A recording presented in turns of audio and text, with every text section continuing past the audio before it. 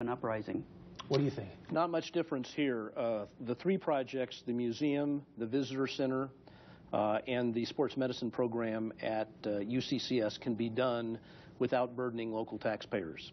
And they're going to happen. They're going to be good. I think that the Olympic Museum can be a catalyst for the development of an urban renewal area down there, southwest Colorado Springs.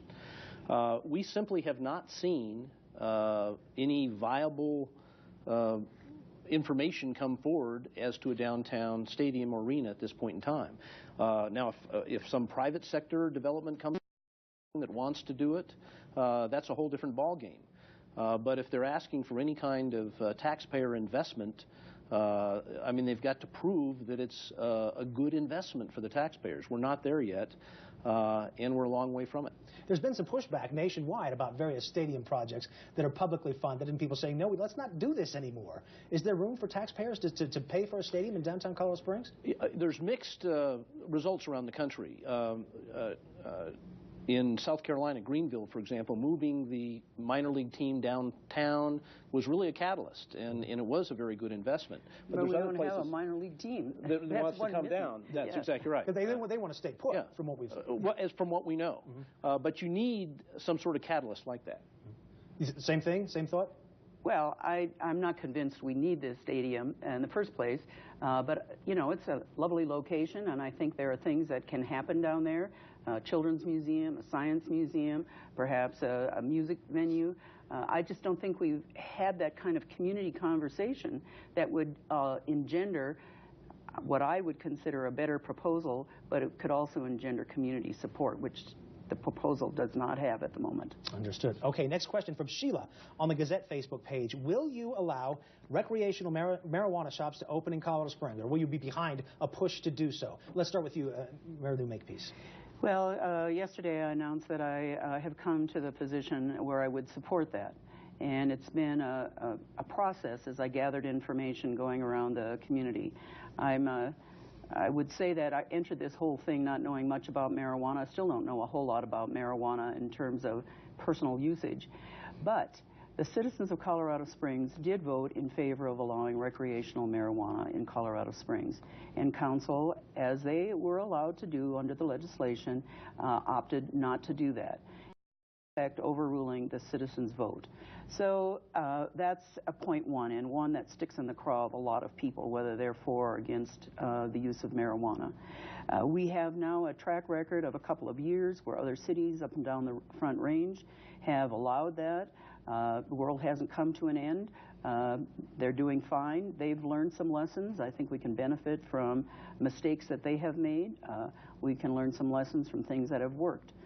We do have, and this is the stickler, is we seem to think if we don't allow the sale of recreational marijuana, we've somehow dealt with the problem. The reality is that we have a huge black market for marijuana in Colorado Springs, and there is no regulation, there is no monitoring of quality, of safety, any of those things. So we have the opportunity now to put regulations in place, much as we do with alcohol and tobacco. We can regulate the industry and perhaps get a handle on the black market enterprise here. Mr. Sutter, well, just let me say one more thing. Okay. And we can use the money.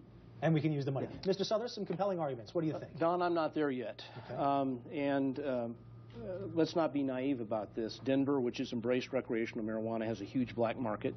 The Attorney General's office just indicted a bunch of folks that were exporting tremendous amounts of marijuana to states that did not recognize legalized marijuana. As a result of the public policy positions we've taken in Colorado, we have a higher rate of adolescent use of marijuana and adult use of marijuana. I think we need to wait and see how this experiment plays out in a few more years. I also have to tell you, to the extent you think you've taken that legalizing marijuana takes cartels out of the business, that's also very naive. The cartels are all over Colorado, and they're now pushing cocaine, heroin, and methamphetamine to young users. This is a very complicated drug picture. The fact that we have such conflict between state and federal law, until that gets resolved, this is pretty much a mess. So I'm not there yet, but I want to make it perfectly clear. If the voters of Colorado Springs vote for recreational marijuana, they did not before. They voted for Amendment 64, which allowed the city council to opt out. Our city council opted out, as have most of the communities in Colorado, the vast majority. But if the voters of Colorado approve it, I will implement it and the regulations to the very best of my ability. Yes, a rebuttal. Go ahead. Well, not a rebuttal so much as a question. Okay. Would you support then putting it on the ballot? If the council voted to put it on the ballot, I would let it go to the ballot. All right, fair enough. Next question is from Tom on our Facebook page. What is your viewpoint on stormwater funding, regional authority versus the city funding its own needs? Mr. Suthers, go ahead. At this point in time, while I understand the benefits of regional, I don't think we can go to the voters with a stormwater proposal and then go again with a city infrastructure proposal, roads, things like that. I think we need to devise a strategy, the mayor with the council, with a lot of public input. How are we going to address our entire infrastructure problem? The roads are the people's #1 concern. Stormwater is a second concern. We have to address them both, but I think it probably at this point in time has to be done on a city basis, but fully cooperating in terms of planning with other regional communities. But I don't think you go to the voters on two different sorts of issues. How would you handle it, Ms. Makepeace? Well, I think it has to be regional, although there was some pushback about the proposal that was on the ballot before. The issue of stormwater is always presented as a problem. And I know that there are communities who have taken water and the runoff and have figured out how to turn that into recreational use. And I think that's the direction we should be striving for. I certainly don't have the answers of what exactly that would be, like on a Monument Creek. We had a proposal for a kayak run in the SKIP program.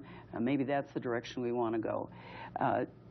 Council recently approved, I don't know if they called it a resolution or an intent to use some of the SKIP bonds to use the money that the city currently expends on stormwater and what utilities currently expends, and use that to get rid of the backlog. That doesn't answer the question of how we go forward with the yearly needs and maintenance. But I think that, like potholes, stormwater is something that we have to do some immediate remediation so that we don't have more floods and we don't have more property damage and possibly loss of life. All right. We have another question here, another social media question. Brief answers to this one, if you would, as we get close to the end of our time here. This is from Mary on the Gazette Facebook page. What is your plan to control crime in our community? What would you do to revitalize blighted neighborhoods? Ms. Makepeace, go ahead. Well, we have a fabulous police force in my mind. I think Chief Carey is an outstanding police chief, and I think he's got a good force. The whole issue of crime, there's so many factors that contribute to crime, and part of it is the economy, part of it is education, all of those things. The economy needs to improve. We need to make sure that we have young people who are in healthy kinds of programs so that they have interests other than troublemaking.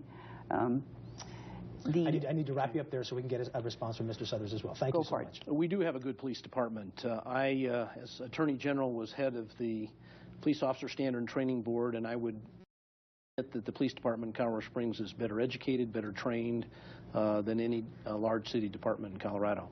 Let's be blunt about it. We've 2/3 of our crime problem is in 1/4 of our community, the southeast quadrant. We need to put resources there to help those folks deal with the crime issues they've got. We've got to expand the substation. You go down there on a Saturday night and people are handcuffed to tables and chairs. That's #1. And then we also have to, continue to community police, involve the community in making, police force can't be all the eyes that are needed. We have to continue to get the community involved in crime prevention efforts. We've got a great police department. We can successfully do it. Thank you so much. I want to have time for both of you to have a final say here. So, Mr. Suthers, you go first so that Ms. Makepeace, you have the last word. So go ahead. You know, our new mayor and our city hall is not in and of itself going to make this city great. It's the people of Colorado Springs that are going to make our city great. But for the people of Colorado Springs to reach their full potential, they need a city government that helps them reach that potential and isn't a detriment to that. And that's what I want to